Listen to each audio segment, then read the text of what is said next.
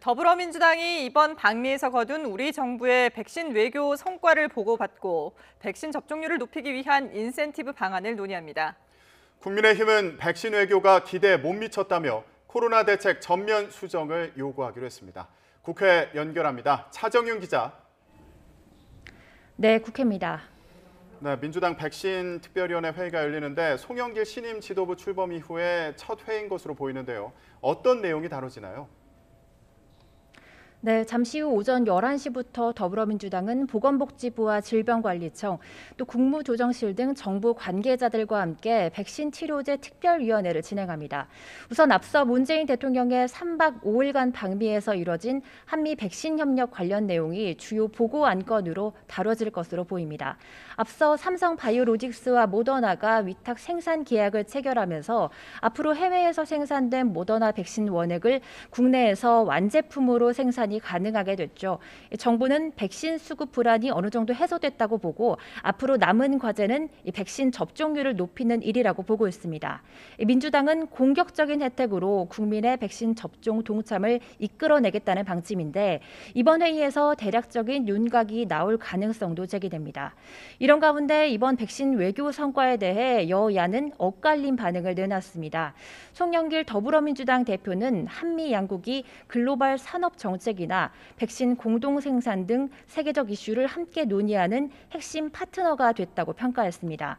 반면 김기현 국민의힘 대표 권한대행 겸 원내대표는 기대만큼의 성과를 전혀 거두지 못했다면서 한국군 55만 명에 대한 백신 지원 이외에는 언제 이행될지 모르는 약속 어음을 받아온 것에 불과하다고 지적했습니다. 국민의힘 50명의 의원들은 잠시 후 10시 45분쯤 정부의 백신 외교를 비판하는 기자회견을 열 예정인데요. 기대했던 백신 스와프도 없었고 위탁 생산 시 확보되는 물량의 숫자도 알 수 없다면서 정부의 코로나 대책 전면 수정을 촉구할 계획입니다. 네, 국민의힘 전당대회 상황도 알아보죠. 대진표가 확정되면서 경쟁이 본격화되고 있는데 지금 분위기는 어떻습니까? 네, 다음 달 11일에 치러지는 국민의힘 당대표 선거의 후보 등록이 모두 마무리가 됐습니다. 일단 후보를 살펴보면 중진급 전현직 의원 5명과 초선 청년주자 3명까지 모두 8명이 최종 후보 등록을 마쳤습니다. 최근 여론조사를 보면 일단 이준석 전 최고위원이 앞서는 모습입니다.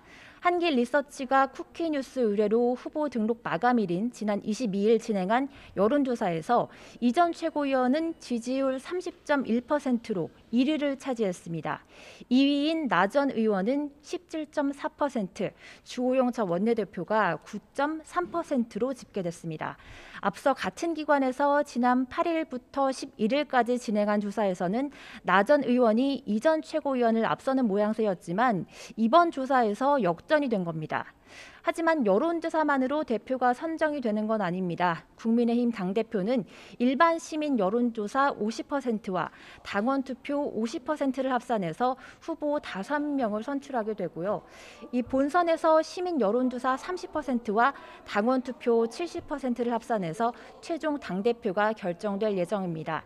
이 본선에서 민심보다 당원들의 비율이 더 높은 만큼 당심을 가른 변수, 사실상 영남으로 볼 수가 있습니다.